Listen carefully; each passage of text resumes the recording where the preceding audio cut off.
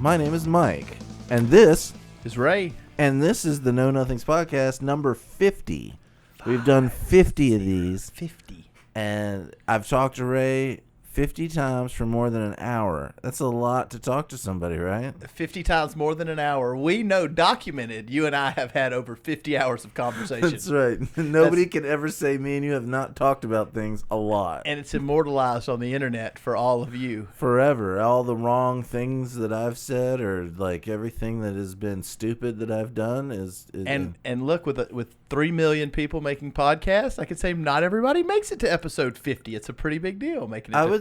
I would think episode 50 is a big deal. I think that's pretty good. You know, we have a lot of our friends watch this. Mm-hmm. And I think that we have never, posted never anything. Promoted it, really? Promoted it in our town where everyone knows us. Yeah. I think we should start doing that. I think we should do that after this. Yeah, after 50, we can say, hey, you can go back and start watching if you want 50, to. yeah. The reason I just feel like everybody gets inundated with all this stuff from all your friends. Like, hey, go listen to my song. Go listen to my podcast. And it's like, your friend, is that really your audience? And sometimes it is. Like, some of our friends, they want to listen because they enjoy the stuff we talk about. But a lot of my friends aren't going to be interested in what we're talking about. Well, here's the other thing with my music. Like I've never told anybody to go listen to my music. You're the one that was like, hey, just do it and put it out there and then tell people to listen to it. And I was like, I don't want to do that. And you're like, and do you've it. already got 10,000 streams. Yeah. And what? And that's on a month. Is that for both songs or one? That's like a couple of weeks.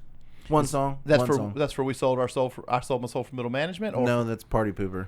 Party Pooper's at 10,000. Party Pooper's the good one. What's I sold my soul? How many's it got? How many streams? 5 something. 5,000. So you have 15,000 streams total. Something like that. Yeah. Damn, you're on your way, bro. Yeah. No, it's pretty good.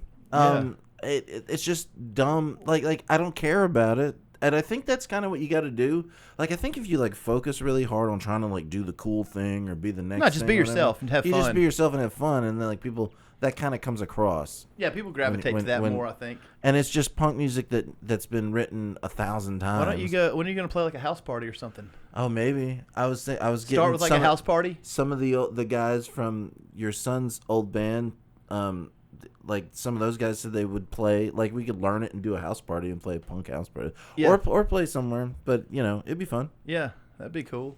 I don't know. I don't know what I would play since I play everything. Maybe just make them play everything and I'll stand there and play sing. bass and sing. Or I could just sing and have them do it. Or you could just sing and have them do the work. So okay, y'all do the work and I'm going to do the singing. Yeah, that'd be very... So, I guess you saw after 27 years they're getting Tupac's killer... Where they've made an arrest in the... I saw that. You know much about it? A little bit. The guy was in the car, is what they're saying. Okay, Keefe D. Yeah. So, let me just break down how wild this whole situation is with Tupac, okay? So, everybody knows that he got in the fight at the MGM Grand the night he was shot, right? Right. Everyone knows he got in a fight with a gang member named Orlando Anderson, right? So, right. Orlando Anderson is a gang member who's... By the way, when Tupac decides to just run up on him and hit him in the casino, this guy's already being investigated for 2 murders. This is a certified hitter. This is a guy that kills people. He's doing wet work. Yeah, this is a guy that actually murders people. He's a real gangbanger. Tupac doesn't ask no questions. He doesn't do anything. He just hits. You know what that was about, right? Because they had snatched a death row chain. Okay, so let me just paint the whole story for everybody. Okay. So Orlando and his crew had snatched one of Death Row entourage. They had snatched the chain, right? Mm-hmm. And stolen the chain. And then kind of It's kind of like a diss. It doesn't matter if it's worth anything. It was worth something, though. But I'm sure it was worth a lot. Yeah, it's worth a lot. But he just they just wanted to say, I can do I'll snatch that chain right off his, because I'm a real, you're a rapper. I'm an actual gangster. That was kind of the message with that. Right. He snatched it.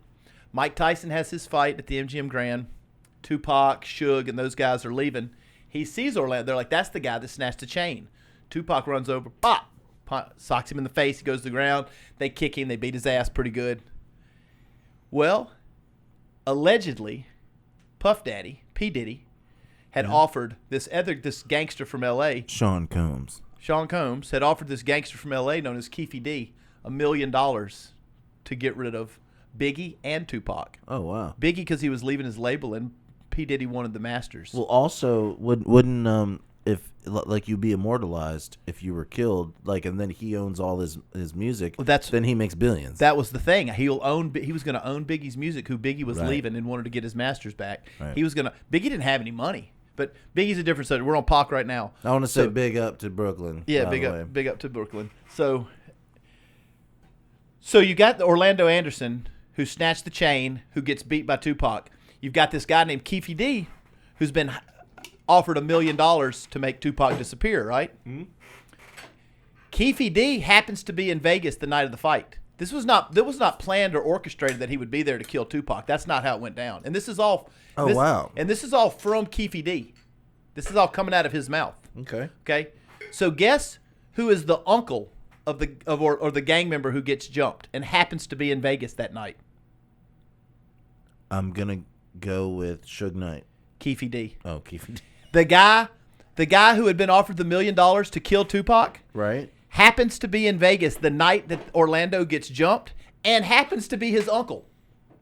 That's crazy. So yes, it's wild. It's like a trifecta. So trifecta. Yeah. So Orlando's like, "Yo, I got jumped by Death Row, Pac and his crew."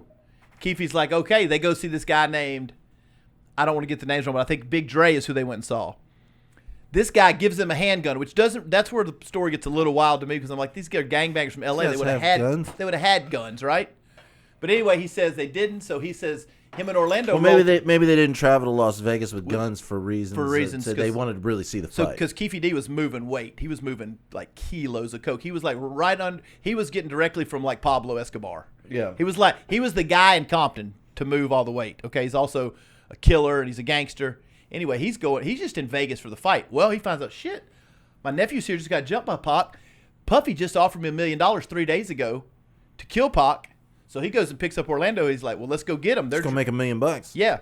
So they're riding around. They're like, man. So Keefe's like, hey, we're never going to find him. He's like, we're never going to find him here, because he said the boulevard is packed. It's a Tyson fight. You can imagine how Vegas would be on a Tyson fight, right? Like millions of people there, or hundreds of thousands just packed. So they're riding. They're like, damn, we're never going to find him. Right when they're saying that, they're having that conversation, Tupac comes out of the sunroof of a BMW 740i, starts hollering at some girls.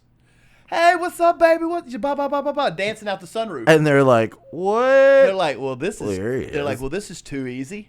And they whip the Cadillac around, pull right up by the BMW. So Keefe D is driving. This is a lesson why never to, jump out the sunroof and yell at girls. There might be somebody looking for you. There might be a murderer looking for you, and you just did it. And you just made yourself easy to find. So anyway, he rolls up, gives the gun to another guy in the back. The other guy in the back has never killed anybody, doesn't really want to kill Tupac, likes Tupac. He's like, I can't do it. Hands it to Orlando. Orlando leans over, boom, boom, boom, boom, boom. Shoots him, and kills him, and the rest is history. And allegedly, and then Suge gets hit in the head too. But Suge won't say who shot him. Right. Suge won't say who shot him because he don't want to snitch. Yeah, and he wants to get his own justice. You handle that yourself. That's how it is. That's the G code, right?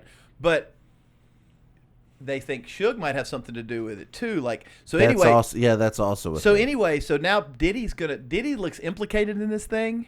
Now whether he gets arrested or not is. He's got $1 million. Really? He really is implicated in it? I just told you the whole story. Yeah, but that's for real? Like, that's a for real thing? Like, people will say that? The guy who did it, the only guy that's alive that was in the car, he's telling this story out loud. Do you know why he's ratting on himself? Do you know that story? No. Okay, so the only reason he started telling these people this story to, like, podcast, writing books about it. Does he want money? No, he thought he could. He thought he could get money. No, he thought he could tell the story, and it was fine. Did he consult a lawyer first? No, he should have. No, he used his own logic. But what happened was they were following Keefe D for like 10 years for all the drugs he was moving. They built this rock solid case, right? Right. When they finally arrested him, they're like, "Dude, you're going down." He's like, we got all this shit on you for all these drugs you've moved. And he's like 55 at this point, and right? he goes like this, I know who killed Tupac. No, they said. I killed Tupac. They said, you know who killed Tupac. Because really? they knew they never stopped investigating the murder. They're like, You're getting a life sentence. They're like, you know who killed Tupac. He's like, nah, I don't know what you're talking about. They're like, we think you have information. They're like, if you give us information, so they said, this is a proffer agreement. This means anything you tell us, we can never use in court against you. Nothing you tell us can ever be used against you. And if you do that, we'll let you go on these drug charges, which are going to carry like 100-year sentence. So he's like, oh, shit, bet. Let me tell you the story. He's like, okay, because everybody else in the car is dead anyway. He's the only living person. Right. So he's like, all right, I'll tell you guys the story. So he tells the story. He thought the proffer agreement that he signed meant that he could tell everybody the story he told the agents. The way a proffer agreement works is anything you tell me in this meeting, right? Uh-huh. I'll give you a proffer agreement. And you're going to tell me some information. Well, anything you tell me, I can't use in court. But if you go on the podcast tomorrow and say all of it, we can use that in court. Use all that because that's public domain. If you write a book about it, we can use that information. And he did that? Yeah. What a moron. So he just started going. So after he got the proffer agreement, he thought he had free reign. He asked them like, oh, so I have immunity or whatever. They're like, yeah, anything you tell us we can't use. He thought that meant I can talk about this openly with no problem. So he just started going on radio shows. Oh my God. And they'd be like, then they would just be like, so what happened here? Well, who shot? And he's just like, shit, I had to pull up. He's like, I didn't have an angle on him. I'd have shot that motherfucker myself, he's like, so I gave a gun back to my nephew Orlando. He leaned up like God. Tupac looked like he was breakdancing over there when he was getting shot. Pop, pop, pop, pop, pop. Just looking like he breakdancing in the seat and, got shug in the head and blood. And then he's like, then we peeled off, He just tells it like, and he just probably 50 times himself self-admits to the murder or that he's involved in the murder, self-admits that P. Diddy had offered him $1 million and they got $1 million transfer from P. Diddy to one of really they have the transfer to another gang member that says for concert security 3 days after the murder. $1 million for concert security. We're in the wrong business. Yeah, shit. And also I guess he could say it was concert security for a whole tour or whatever. Oh yeah. Whatever you said, but it was to like a crip, like $1 million in security. So Pete, man, I don't know. Who knows what's true, but why would Keefe D's telling the same story to every single person, including the police? Yeah. The police rolled up on him to arrest him, and he's kind of like, whoa, what's that? But so that's, people don't know, like the whole story is like, they're like, oh, they just sat on that thing for 27 years. No, they were steadily following this case. They were steadily had all the pieces together. And they were just waiting to get him on a big enough charge to make him where he'd have to roll. And he just thought that meant lifetime immunity, and he self-snitched on himself. Oh, my gosh. That's crazy. Big story. He went out. He thought he could just go out and start talking about it. That's nuts. About a murder. The big thing is the P. Diddy situation, who, there's all these accusations about P. Diddy fucking little boys and fucking kids. Are you and serious? Fucking Justin Bieber and raping kids. I've never heard of that at all. Oh, that can't be true. Oh, yeah. Just shit. Let 50 Cent talk, man. It's Diddy. 50 Cent talk about 50 Cent talk about how he's like, shit. He's like, I was talking to Diddy, and Diddy's like, oh, we should hang out sometime, and I'm like, yeah, cool or whatever. And he's like, yeah, I could take you shopping. I'm like, the fuck you mean? You know how 50 Cent is. What the fuck you mean you take me shopping? He's like, I go shopping myself. No, yeah. I don't need a man taking me. I'm not like gonna go shopping like I'm gonna take my lady shopping. So 50 called P. Diddy a fruit pop, and of course he doesn't care. 50 likes, he's a real one, so he'll get in beef. He doesn't care at all. Yeah, he don't care. But P. Diddy's. Sidebar on that. There was a game, I think it was on PlayStation 2 or 3. PlayStation 3, that it was called 50 Cent Blood in the Sand. Mm-hmm. Is like one of the best shooter games of all time. You started by playing, you were like 50 Cent, and you're at a concert in the Middle East, and they paid you with like money and diamonds or whatever. Somebody like runs in backstage and steals all that, and then you like go after him. It's like one of the best games I've ever played. It's a straight up shooter game. I could say that like people that play shoot games, it's a lot like Gears of War, but it's your 50 Cent, and it plays his music the whole time, like you're running through like Baghdad and like listening to bangers, stuff, and you're just listening to his music, and it's so much fun. And it is a genuinely good game. Usually when like people that are like famous have games that are completely directed at them are terrible. Yeah, this one is great. This is a great game. Well, 50's a real shooter. It's hilarious because like he's probably he sat around and played his own game. Well, I'm sure, or maybe he didn't. But no, he did. But 50's but it was a good game. Yeah, it was actually good. He's definitely not a studio. Like no one accuses him of being a studio gangster. Like 50 Cent's the realest one. Yeah, that's he's ever been shot like 9 He's had times. studio shootouts with like Nas and his crew, like in the studio shooting real handguns at each other. I like all that rap music because it was good. Oh yeah, it was And good.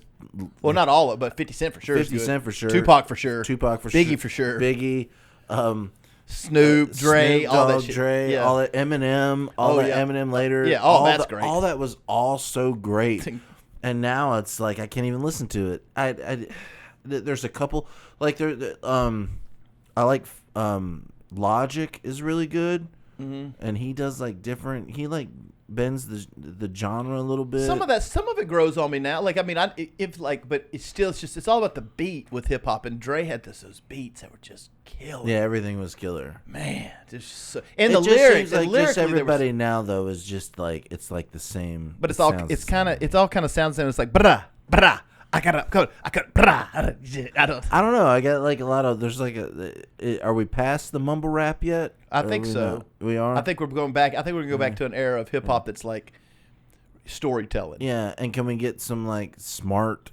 Like it was smart back They then. were smart. Yeah, even though they were Like street guys, they were like it was they like were smart. It was articulate. It was smart. It was now, smart the way there's they a did lot it. of guys that have trouble stringing sentences together. Right.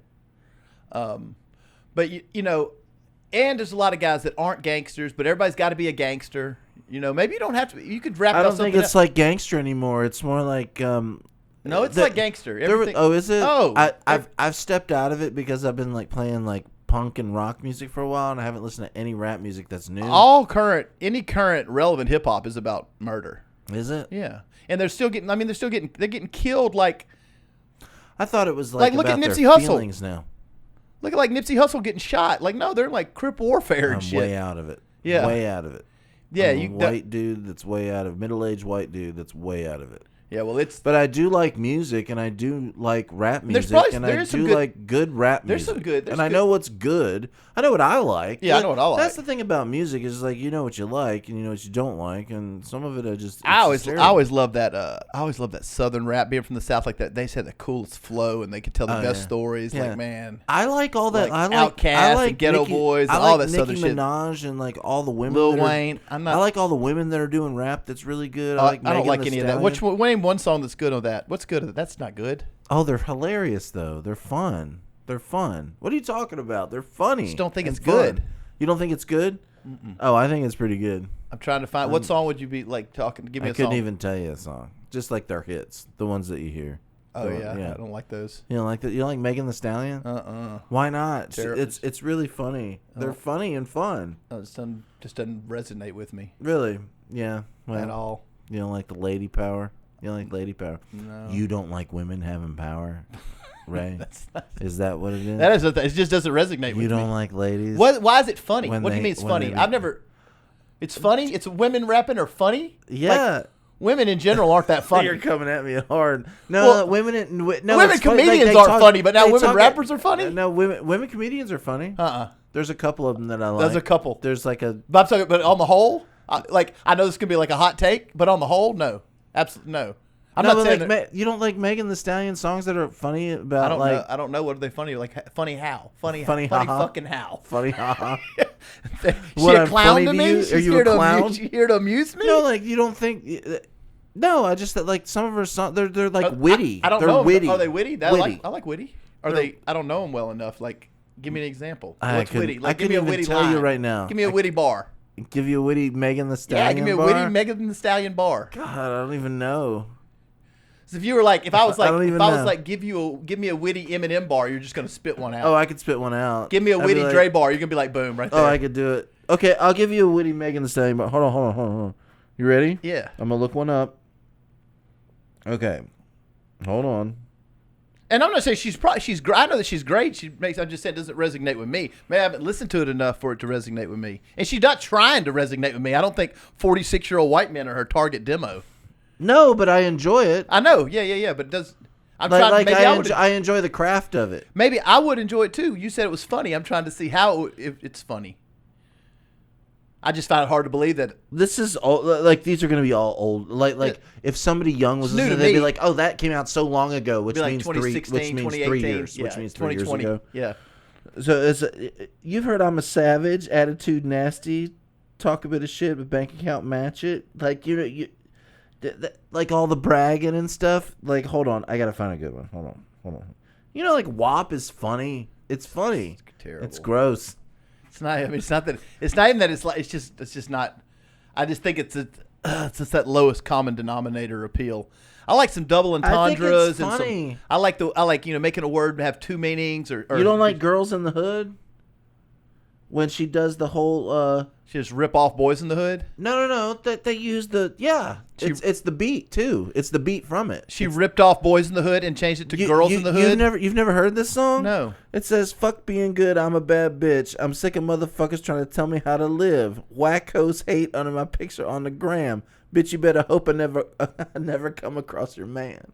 You know, like, and it's all to the woke up quick at about noon, like all that, and it's the same beat. It's like the same beat to that, and it's good. Well, that's pretty unoriginal. Well, all of that's unoriginal. All music's unoriginal. No, Boys in the Hood was super original. Well, that was super original. It was super original. Well, everything after Eminem what? Was super everything original. after what? The 90s was unoriginal. Still Dre was original. You gotta stop hating. You gotta stop hating on the ladies. I'm not. Lady rappers. I probably, look, I'm just a bad person. You would see, here's what they want you to do. This is what they want you to do. They want you to hear the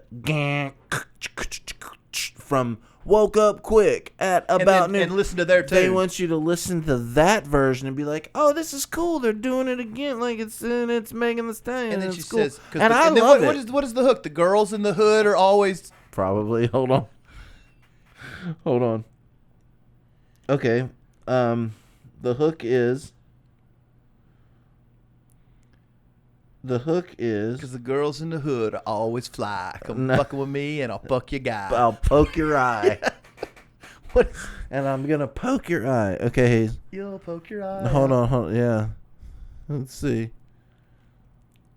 I'm trying to find it. Hold on. Okay, so the chorus is, "I'm a hot girl. I do hot shit. Spend his income on my outfit. I don't text quick because I ain't thirsty. These bitches mad. They want to hurt me." But it sounds cool. It sounds cool because it's a beat that Dre made 37 years ago. Yeah, right. That was cool. Then you just like if somebody, obviously, if somebody put something to Cashmere and it was terrible, it'd be like, "Well, it sounds great." I'm like, well, yeah, it's fucking Cashmere. It sounds great. Of course, it sounds great. But it's cool. It's cool. I like it. Yeah, I listen to it. I don't listen to it a lot. I quit listening to it 2 years ago because I'm on top of things. I'm not saying I'm not trying to hate on the person. I'm just saying I'm not trying to. I get it. Like it's not your genre.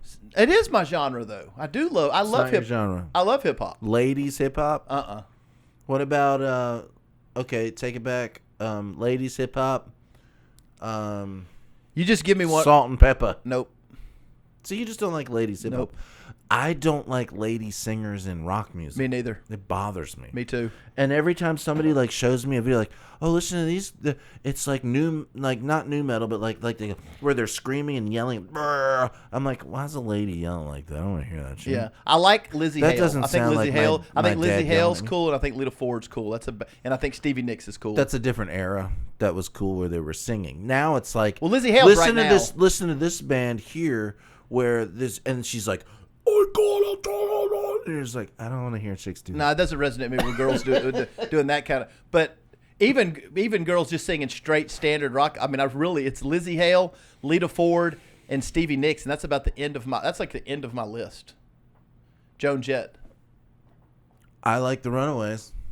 Joan Jett and Lita Ford. Joan Jett, Lita Ford. I like them. Yeah, that's good. Have you seen that movie? That movie's great. Yeah, because everything Joan Jett and Lita Ford did from the Runaways on was great. What they did solo, their shit's great because they're both great.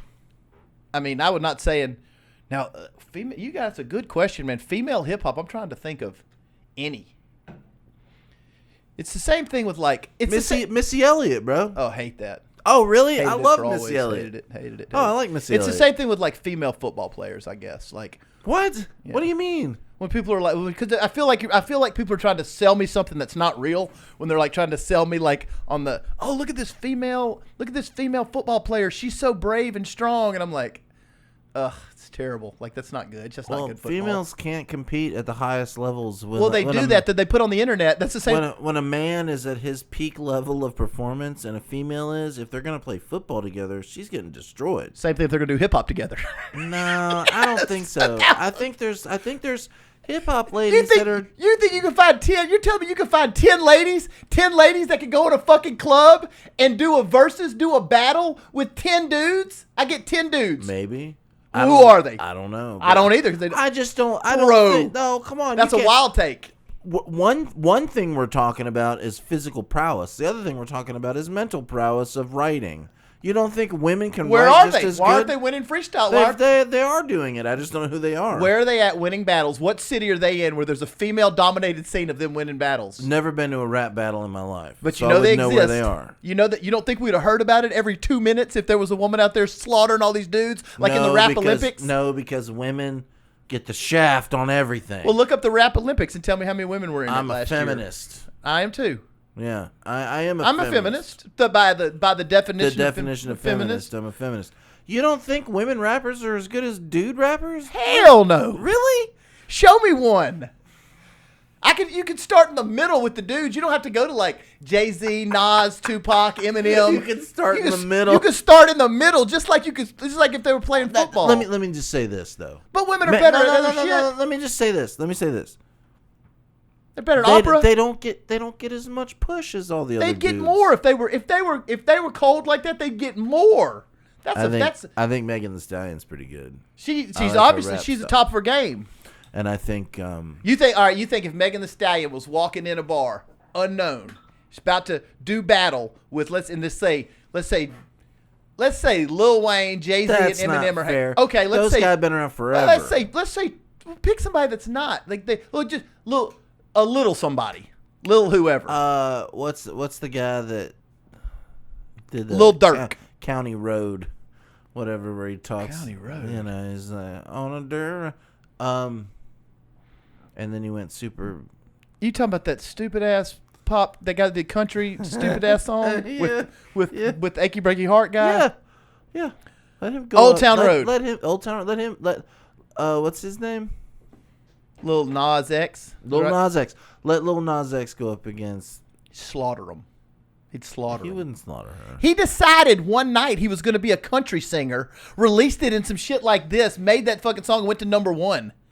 And then he did that song where he goes and gives the devil a lap dance, which is a pretty good song. I mean, I'm not a Lil Nas X guy. He's gay too. Yeah, obviously. He's gay, but That's it doesn't fine. matter. But you're saying that he would still trounce her in a rap battle? I'm saying just like we got to get that rap battle together. I'm saying just like in a stand-up comedy battle. You're just two different worlds. They're not, you don't have. And first of all, for anybody who's watching this right now and saying like these two old white dudes are talking about rap, we listen to the best rap music in the 90s. I'm older. I'm older than rap. I've been around since the dawn of hip hop. Just because I'm white doesn't mean I'm not. I can't speak on the topic. I'm not immersed in the culture. Obviously, I love rap music. I love music. Me too. Good music, and we both love music. Anybody that watches our podcast knows that we're not talking out our ass. We know music. Right. We know music, and I love rap music. But I don't know, I know what you're saying when you say these ladies can't go up against these dudes. It sounds bad to say it because it's 2023 and you're not supposed to say shit like this. That's the whole crux of your argument. It just sounds bad to say what I'm saying. Okay, I'll give you that. It sounds terrible to say what I'm saying. It sounds. But okay, so if you were to, then we go to the sources. Well, who do you think is the best? It's I don't know who the best is. I just know what I like. Who are your top 5? Lady? No. Rappers? I want to find how many ladies land in the. Give me your top 5. No, I bet there's not a lady. There's not a lady in my top 5. Or top 10, but give me your. Now that we're on it, my top 10. There's not a lady. Give me your top 5 though. Top 5? Yeah. Good Lord, that's top 5 rappers or groups. My brain doesn't work like it used to. Can I give you? Can this will be in no order whatsoever? No order. Just give me 5. Yeah. No order whatsoever. Kanye, Eminem, Tupac. That's 3. We're not going producer routes, or I would say Dre. So I'm not gonna say Dre. Man, but he's a cold rapper. He's a cold rapper because he puts it on those beats. Ice Cube. He wrote all that. Ice Cube wrote yeah. all the music. You know, for Ice Cube, man. You Cube. believe that shit when he says. All right, let me ask you this. Oh, I got one more.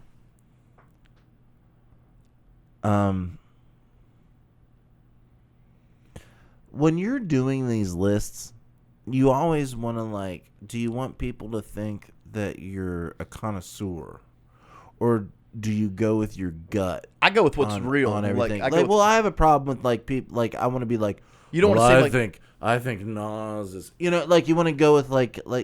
Nas could definitely. I mean, there's definitely arguments for Nas. He's like definitely top 10. You if you want like some super underground or something, or you're like, oh, I'm into Lil Squirrel or some shit. Like, but if I was to go with like people that I listened to my entire life, it would be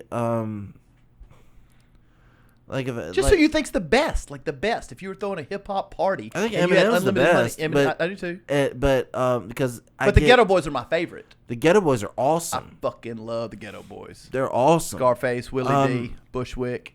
It's such a hard list. Like a top 10 would be easier, but like a top 5 to round that list out, I'm gonna say Busta Rhymes. Busta Rhymes is badass. He's badass. But the thing about a 5 is like a 10 is so much. They're so right there together at the top. You know what I mean? Yeah. Like they're right there at the top. Yeah, you could go 10, 15, and you could have arguments. Now let me throw this at you. Okay. The reason we like the ones. So my 5 would be Ghetto Boys, Pac, Eminem, Ice Cube, Dre. Those would probably be my 5. The reason that we have those 5, Dre is a rapper. Yeah, and I might could trade him out for NWA like as a group, but they only really gave us one album. NWA gave Straight Outta Compton. That was really one album, and then it was kind of onto their own thing. Here's what I'll say to get what we were talking about, and I know that it sounds terrible when you're saying, but that's the problem with 2023 is that if something doesn't sound exactly how we think other people should sound it, we're scared to say it, right. And that's what that's part of the purpose of this podcast is to be able to have an opinion and be able to say I'm saying this. I'm not being a male chauvinist. I'm not being a sexist. I'm just saying what I believe to be true, right. And I totally believe that to be true. The reason you love Ice Cube, the reason I love the Ghetto Boys is because when he says that shit, you believe that shit. You believe it. When Scarface says something, he's lived that shit. Yeah. Other rappers say I sound so good when I flow. That's because the shit I talk about, I done it before. You're like, yeah, but that motherfucker has. You believe him. Right. Megan Thee Stallion starts talking about whipping some bitch's ass. I don't believe you. I don't believe you. Yeah. Straight up, I don't believe you. Just like when, no different than when Winger or Warrant or Trickster started talking about what badass street rock and rollers they are. Right. He's put on and they were just put together. You opened your, a flannel shirt, you put on leather pants. They put on leather pants and eye makeup and I don't believe you. And Axl Rose or Tony Iommi says they're from the streets and they're fucking. I believe you believe it. I've seen Axl Rose dive into a crowd and beat the shit out of somebody and fight.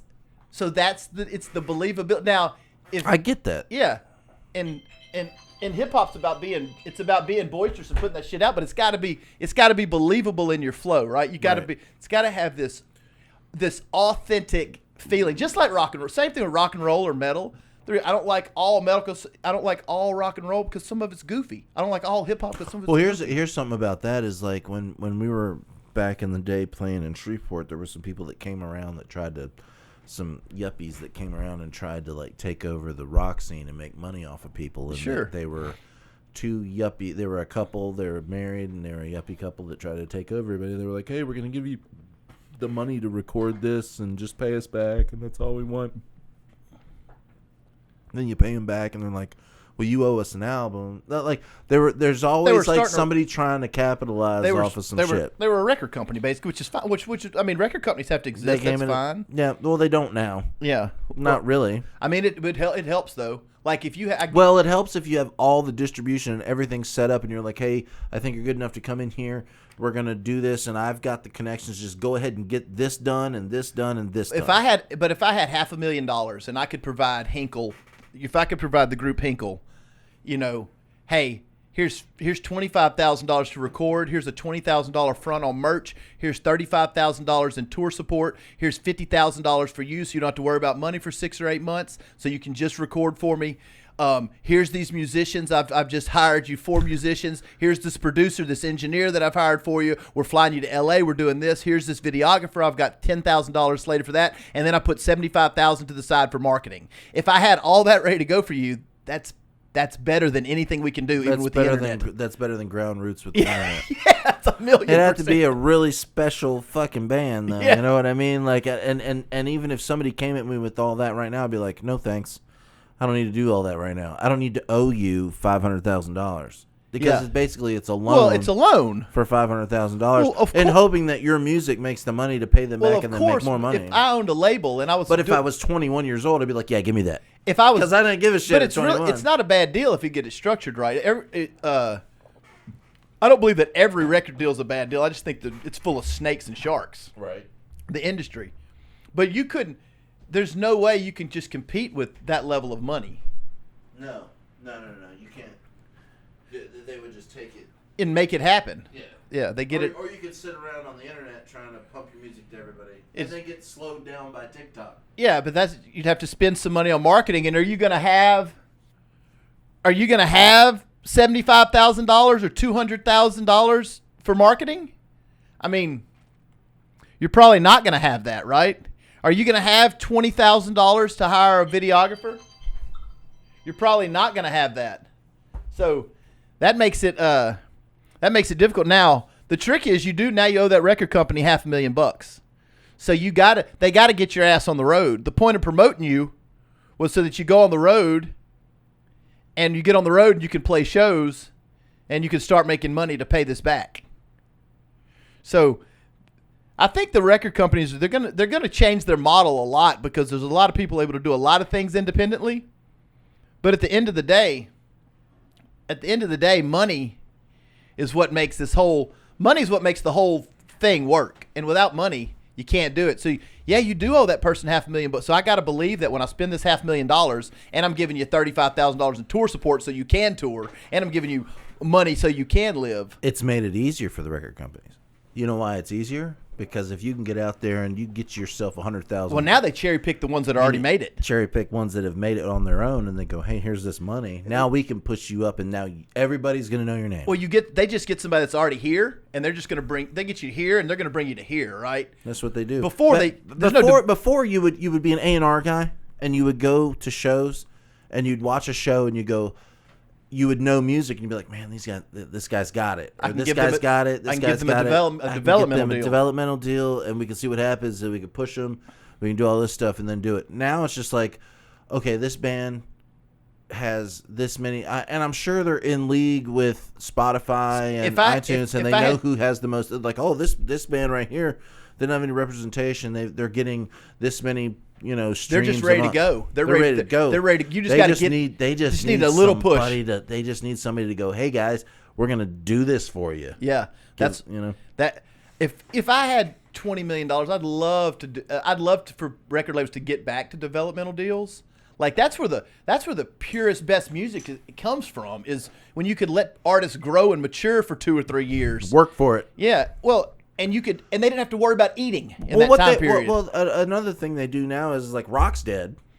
The Rock's dead, and what they do is they get individuals, and then they Rock's on life support. It's been dead. Rock's every 5 on years. Life support, but it'll pop out of it like it always does. It's much easier to get somebody and go, "This person has the it factor. I've got a band here. We've got the music here. We're gonna put this all together in a nice tight package." and present it to the public, and if it goes, it goes, and then it's like but it probably will go because they've already got 800,000 followers and well, that's where the artists now, the artists that have already broke through on their own, they have some leverage because when the record company comes to them, they're like, yeah, you give me $2 million and I'm not paying it back. That's just a bonus or an advance. Right. Or, they have more negotiating power because like, I know you're going to make $50 million off of me. Yeah, they're going to make so much money off you. You got way more negotiating power if you've got it. Yeah, but if you're like a band that would be getting a developmental deal, bands are so hard to keep together though. There's so many of them. There's so many people with so many. You got. Let's say you have 4 people in a band. Yeah, it's 4 different personalities, 4 different egos. lives. They're connected to they're connected to their families. They're connected to their wives or their girlfriends. And they're connected, and that's 4 people with 4 different problems you don't know about. They could all be junkies. They could all be whatever. They could all be doing whatever they're doing when they're not playing, and you've got to control all that.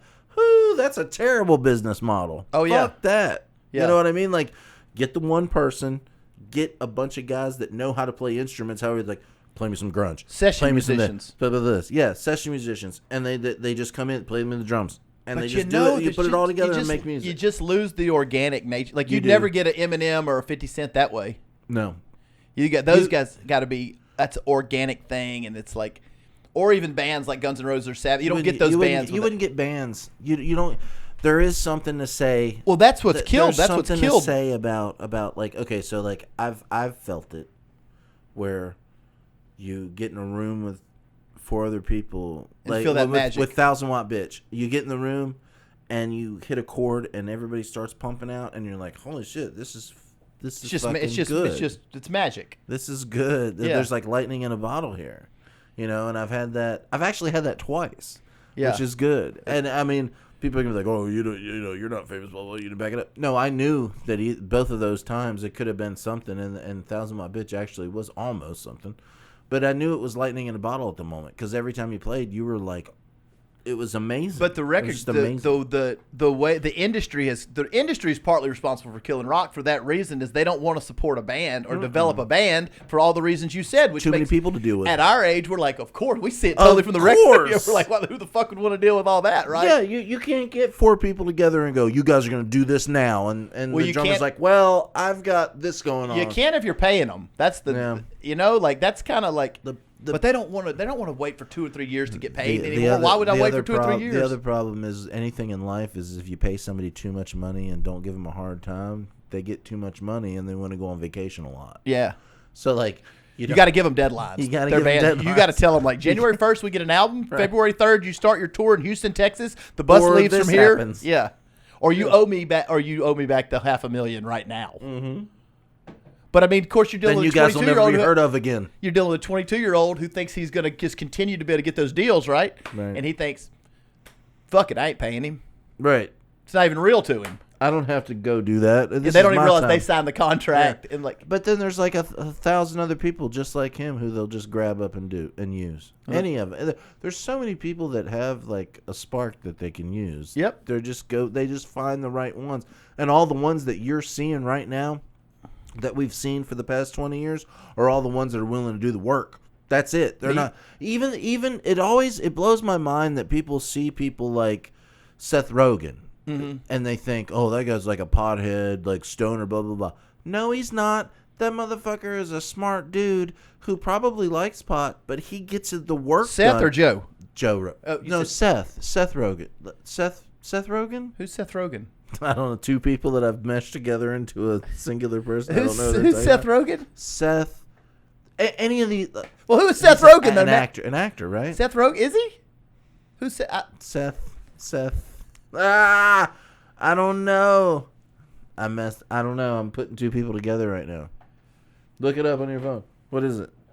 I'm sure that is somebody, but I'm thinking Joe Rogan. Yeah, no. Seth Rogen. Yeah, the funny guy. The funny guy. Yeah. Okay. Yeah. So, everybody makes me feel like I'm crazy. No. I know what I'm talking about. I was thinking Joe Rogan, and you said Seth Rogen. No, Seth Joe Rogan's a pothead too. No. So like everybody like you see these stoners and these guys are in all these movies and they're super famous. Those guys have a work ethic that's awesome. Which you can be a pothead and have a work ethic like Joe Rogan's a great example. So Seth Rogen. At some point in time, it's like it's almost an act to be the dumb guy in the room. Oh yeah, when you're not the dumb guy, but you're playing the dumb guy. He's observing, but you make money playing the dumb guy. He's observing everything, being a character. Just like Adam Sandler played a dumb guy. You know, Adam Sandler wasn't dumb. He's smart. Can't be. Smart He owns a production company, a film company. He owns all this stuff. But he's like, oh, shabadoo, shaboo. You know, but that's an act. But the funny thing about that is that everybody knows that's an act. Yeah. With like Seth Rogen, he seems like a dude that just gets high all the time. Blah, blah, blah. No, he sits down and he fucking writes movies and he. He's a producer. He does all that stuff. You can't get to that level without having some work ethic. Without having work ethic. Of course, yeah. So, like, everybody just sees these stoners, and it's like, dude, this dude's not a stoner. He's a fucking hardcore workaholic. So I would say the female rappers that I said they don't resonate with me. I know, I do recognize the level they had to work and the things they had to do and the sacrifice they had to make to get to that level. Like, how hard does a woman have to work to get to a level of that? Yeah, it's like not harder. It's not probably harder. Probably harder. Yeah, and you're going to have doubters like me who are like, Well, sometimes you just don't. Look, it's music. Sometimes you just don't like something.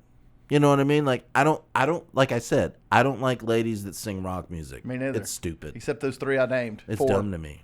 Except them. Yeah. But they're from a long time ago when it's not now. Like, could you imagine, like, a Perfect Circle having a chick singer and you'd be like, no, thank you. No, thank you. Or if, like, Alice in Chains was like, oh, instead of the guy singing now, we're going to have this girl come in. And you're like, what? No, thank you. We're not doing that. Yeah. And it's not being sexual. This is like, it's just not what I'm How do you say that without it coming across sexist? Like, that's what I was saying my stuff about I was like, God, how do I say this without I'm like, and then I'm just like, there's no way to say it. There's no way to say without it. Someone interpreting it that way. Someone being like that.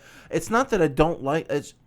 Say it. I don't like if there's an 8-string guitar jamming hard and some girl in the beginning, instead of it being and it's a girl and she goes, I'm not talking at me. No, I don't want to hear a girl do that. Yeah, that's right. And I'm just like, next song.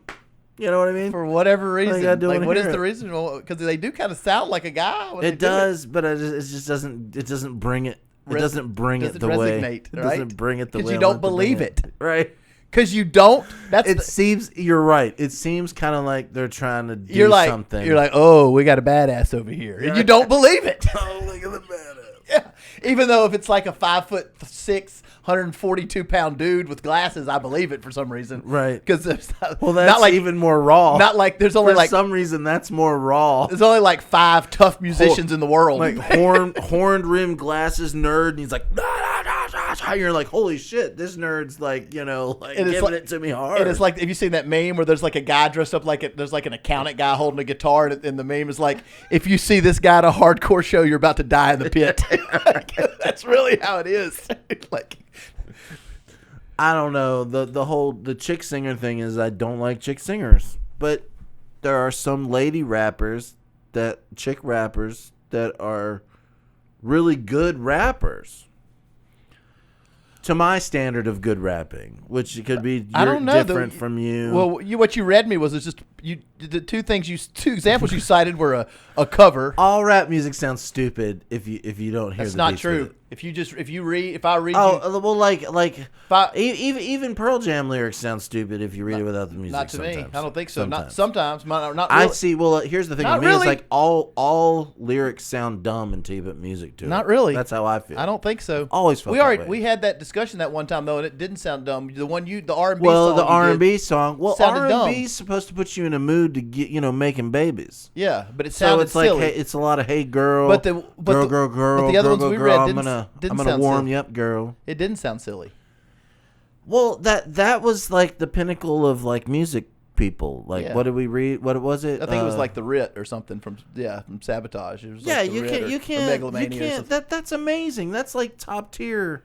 Shit. Yeah, so if you read but if you read a bunch of rap, you'd be like, damn. Well, listen to let's go like my lyrics on Party Pooper. They're just dumb, that's pop fun punk lyrics. They're dumb fun, but if you read them, they're Party still. Pooper's not pop punk. What do you call it? I think that I've been calling it pop punk. What would you call it? Okay, it's pop punk. Guys, go listen to Hinkle Party Pooper and tell me what you think it is. I think it's pop punk. Is it pop punk? Well, what else would it be? I don't know. I just thought it was like punk music. I just thought it was like punk. Oh, I guess. I mean, There's pop punk is punk. Octave slides in it. Yeah. There's only this much difference between pop punk and punk punk. I mean, it's but like I always wanted to be in a band that was like no effects or just like hardcore, like. I find it to be more like just like out of control, like like it's more 160 beats per minute, and just like it's like Helen is living in her car trying to feed her kids, you know, like that Party stuff. Pooper's more Party Pooper's more Blink 182 than it is Bad Religion. Is Party Pooper Blink 182? It's more Blink 182 than Bad Religion, right? Or Black Flag, which is like punk, like what I call like punk. Yeah, I get okay. Or is it? I don't know if Party Pooper's Blink 182. Oh, that's bad. It's in that vein, right? It's not bad, was it? But they're like no, because the beats are faster. It's bad if you were trying to have like Party Pooper Blink 182. You couldn't see Blink 182 doing Party Pooper. If we listen to it now on the podcast, would they flag our podcast even though it's my song? Put it on. They won't flag it. Okay. I'm gonna play it through my phone on here, and we'll just go beat lick for lick. Yeah. On like what this is this Blink 182 or not? Or pop punk. I mean, I'm not saying it's not exactly. I say it's more Blink 182 than it is Bad Religion. That's not Blink 182. That's more No Effects. More No Effects. Yeah, you can. They're a big influence of yours. Yeah.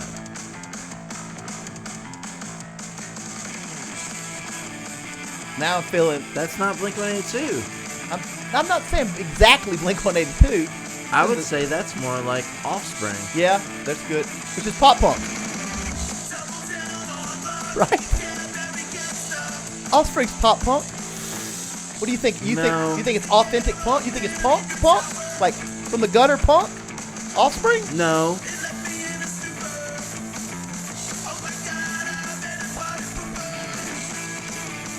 It's a banger.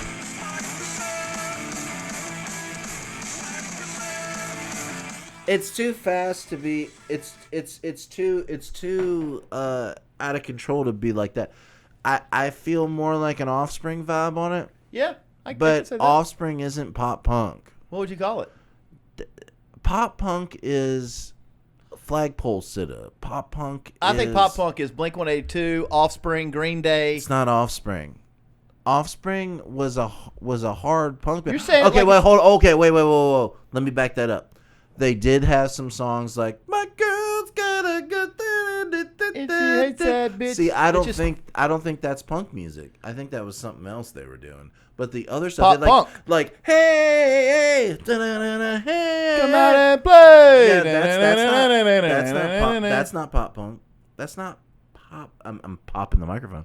That's not pop punk. Okay, punk to me is like punch, fight, fuck, right? Like that's. Oh, okay, yeah. That's punk. Like we're in like. Or let's pogo in the club. Or the Milkmen. It's Dead Milkmen. It's 1981. Now the first song I did was kind of like the Dead Milkmen, which is what I like. Which was like where you talk during the song, like, hey, there's the devil. I've got a bitchin' Camaro. Bitchin' Camaro. I ran over my neighbor. Bitchin' Camaro. Now I got all the papers. My folks bought me a bitchin' Camaro and an Exxon credit card. With no insurance to match. Right. I must have listened to bitchin' Camaro 700 times in like 87. Well, I had a bitchin' Camaro. I had two bitchin' Camaros in high school, so obviously I played that song a lot. Yeah. And I had an Exxon credit card. I mean, even though obviously he's making fun of rich people who got a bitchin' Camaro. Yeah, right. Clearly Right. He's like, hey, I'm going to go down to the shore. He's like, what's going down at the shore? And he's like, oh, there's a Doors cover band. My favorite band's playing Crystal shit. Yeah, that was the Doors cover band, right? Doors cover band. Let me teach you guys, baby. Twice because I got AIDS. Dude, you're so good. See, that's awesome, and I love that. That's awesome. And like I sold my soul for middle management. I did the part in the middle that I thought was like so Milkman. I tried to be like so Milkman, like. Where I was like, hey, I want to make $100K a year and like put 2 kids through college and I want to struggle, but I don't want people to know that I'm struggling. So like I want to sell my soul. And he was like, I accept your terms. I thought that was kind of like Milkman style stuff where they're like talking. I did too. And then at the end where I do the Ferris Bueller ending. Where what are you doing? Song's over. But yeah, what are you doing? The song's over. What are you still here for? The song's over. Get the fuck out of here. Yeah. I want to do videos for both of these songs. I'm gonna need your help. Mm-hmm. And I want to do when I do the ending of the hey, what are you doing here? The song's over. I want to do the whole scene where I'm like wrapped up, like the whole thing where I've got the towel wrapped on my head and I'm like coming out of the shower like on Ferris Bueller. It would be funny. Yeah, if people our age would get the reference for sure. Well, nobody else is listening to this. I don't know. You don't know who's listening. That would certainly resonate. A 15-year-old would hear that and be like, "Oh, I love it." Why would it only be old people? But it doesn't. It's not matter. like it's old people music. It doesn't matter. I'm just stealing from it, and people would get it, or people are like, "Well, that's funny." Yeah. It's like even if they didn't get it, even they think it's funny. Get it, it would be funny. Yeah, we need to get that. We need to get that going. You figure out these. So what do you? If you don't call it pop punk, I mean that's definitely what I would. Like you think Party Pooper is pop punk? That's what I think. I think it's too fast to be pop. But it's pop. You got no pop.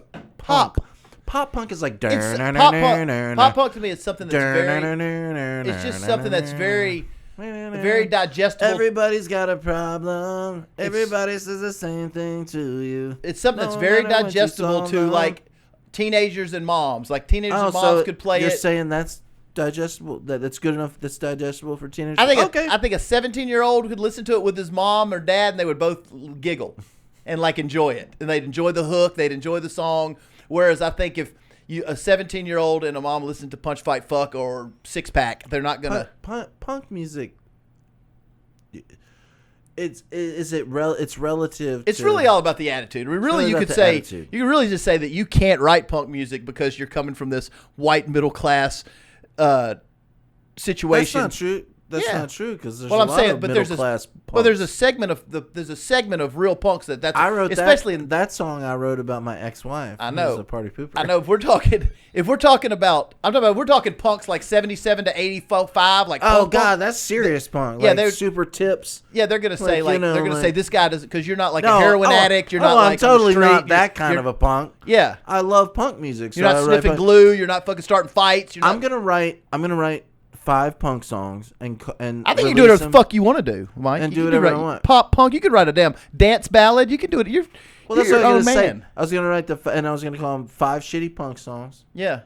And then go on to like write whatever I want to write next. Like there's other things. I'll write a country song and then rap. Like I don't care. You can write a country song and we'll do it together and then rap over top of it. Yeah. Who gives a shit? Nobody cares. There's no we'll rules. Do it all under whatever. Who wrote these rules? Who are these rules? There's no rules. But if I had to categorize it, which I have to, if it's gonna be good, it's gonna be good. Pop punk to me is just something that's not too serious.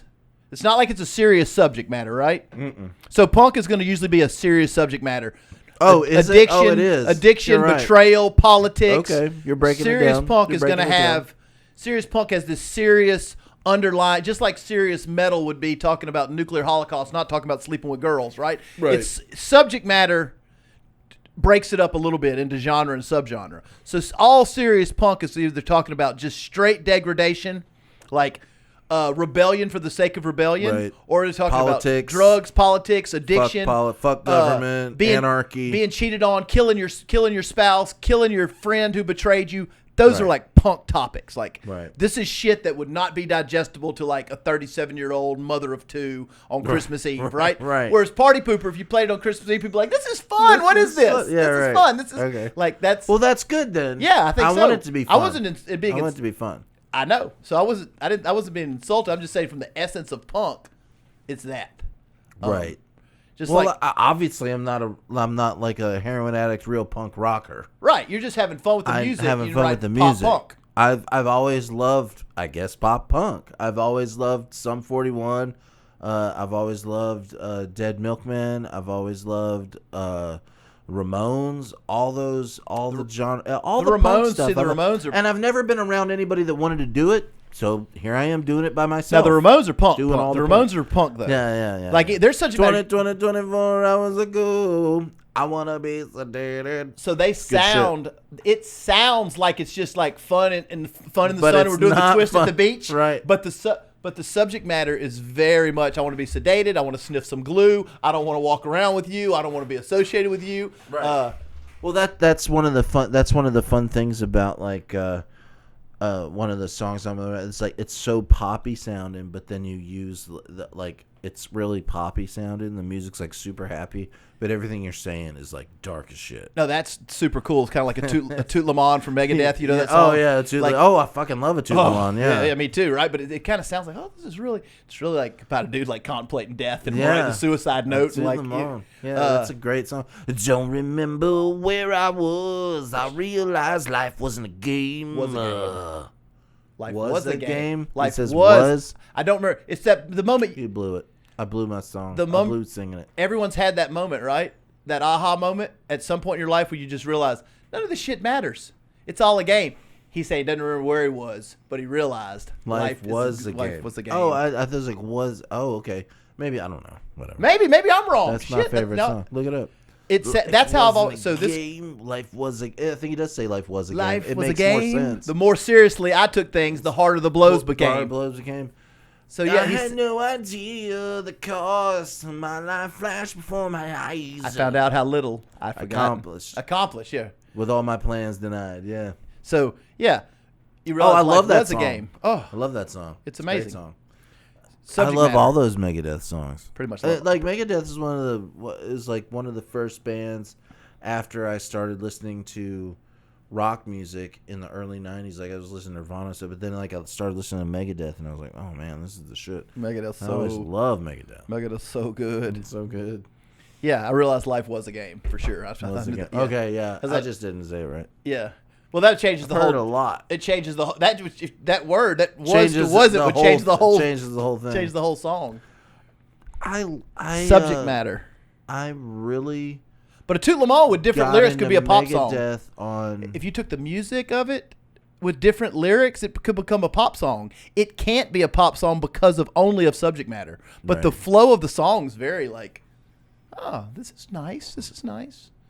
Then you're like, oh, then you realize he's saying Toot Le Monde, which is to all the world. Right. I bid you farewell. Fuck off. Yeah. Yeah. It's a good song. Is he French? No. I mean, he might have French. I mean, he's from California. He seems French. He's from California. Doesn't he seem French? He seems a little French. He seems a little French. He's got a little Frenchness to him. A little flair. I mean, when he joined Metallica, he was living in California, and he lived in California his whole life. He bounced between like family members and stuff like that, troubled youth and Mustaine. Is that his real name? Mm-hmm. Mustaine. Dave Mustaine. Does that sound French to you? No, not at all. Not even a little bit. Doesn't even sound French. I think he just probably heard that term somewhere. It was like, that'd be a cool song. Yeah. That's how he came up with calling the band Megadeth. I wonder what his grades in French were in high school. I would think he was not good. I think he was a good student, but he was a wayward youth. But he came up with the band name Megadeth on the bus ride that when Metallica had sent him back on the bus, they woke him up, gave him bus tickets, said, you're out of the band. He was just reading an article, and it said like, it was talking about a nuclear holocaust, whatever, and it's like a Megadeth was like 1,000. It had something to do with nuclear fallout. Mm-hmm. It causes Megadeth or whatever. And he's like, oh, that's a badass name. And his whole mission for Megadeth was, I'm going to create a band that is more metal than Metallica. That was his whole. It. That's it. He's on the bus ride back, being kicked out, and that's all he's thinking about is I'm going to make a band more metal than Metallica. And I think he did it. Now he didn't get bigger than Metallica because no one did.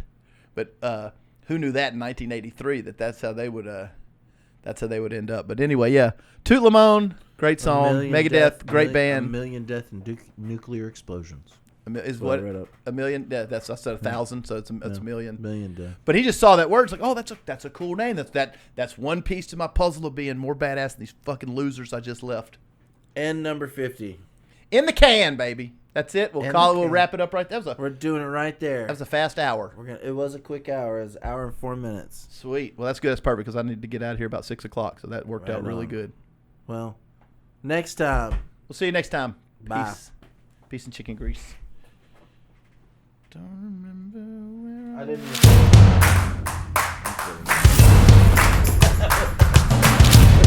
I didn't record the entire thing. Don't.